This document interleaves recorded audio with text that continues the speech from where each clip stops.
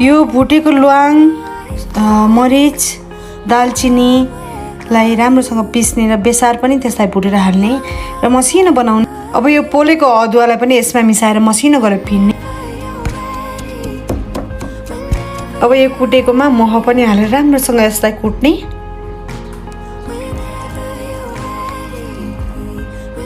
यो स्टिकी औषधि तपाईले दिनभरि मुखमा राखेर चुसिरहने।